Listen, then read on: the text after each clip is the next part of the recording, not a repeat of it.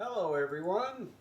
I finally got around to finishing my little mod on my 1/16 Traxxas Mini Summit.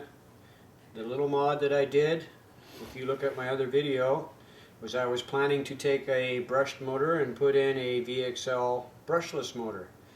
Well, I tore it apart on my table, let it sit there forever. I finally got off my buttocks and got it done.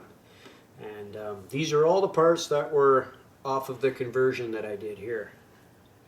You got the receiver, you have the 550 Titan motor, 12 turn, and then this is the bumper because I ended up having to buy a wheelie bar because after I converted it now it won't stay on the ground. And this is your motor plate for the motor, and this is your motor mount. This is the top of the receiver box, and this is just a cover for the spur gear that only seems to fit on the 550 series. And I ended up putting a Spectrum receiver in here because I like to use it with my handy dandy DX3C, and I have all my RCs bound to it. And this thing here that comes with the car, it's, in my opinion, it's junk, because the transmitter that comes with it has a telescoping antenna that you pull it out, and it only has the range of about, I don't know, 25 feet, and then you lose the signal, and it's just a pain. So I decided to change it and make it work with this. So now we're going to be pulling the top off here, and I'll show you the little bit that I did on here. So we pop the top off like this. What I did is, I'll turn it like this. What I did right here is as with all my receivers, since I've already lost a couple of them just by getting a few drops of water inside of it, I totally 100% waterproof it because I live in Vancouver, BC, where it's the rain capital of the West Coast, and it's always wet here. So I took my receiver, my Spectrum, and I put it in a little black balloon like this, and then I always like to take the little streamer balloons, the real skinny ones, and I run my wires through it and put it through here and then tie wrap it shut. Now it's not necessary to put it through here because the whole rest of the system's waterproof, but I use this kind of like, think of it as loom.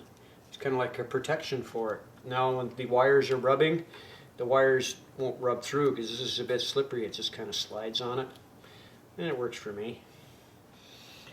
So there's the VXL Vanillin motor, which you can see it's quite a bit different in size. So now you can see why I had to change the plate and the motor mount. So the motor mount would be here. You can see the size difference. It's like night and day. And then here you have the plate. And this plate is a lot larger than this one. I was having a trouble in getting a motor plate, so it's had disassembled on my table for quite some time. So now it's all up and running. I put a wheelie bar in the back to keep it under control. I find when you run it with the battery that comes with the car, which is a nickel metal battery. What's the rating on this one? I might not tell you. 1200 milliamps. The ones that are inside of here are 2200 milliamps, but these are lipos, and this is a nickel metal. The nickel metal, when you run it through its paces, it doesn't wheelie at all. It just goes nice and quick and zippy, but with the milliampage on here, it doesn't stay running very long, about 12 minutes, and then it's done.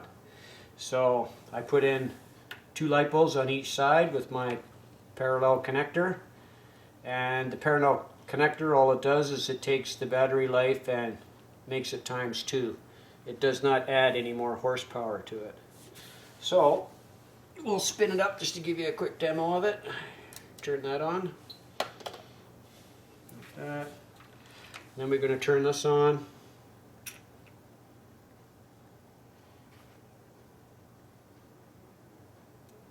Ready to roll. And you'll be able to see the torque that this thing produces. I'm just holding it in my hand, not really tipping it or anything, just holding it. Watch it jump right out of my hand. This thing's a beast.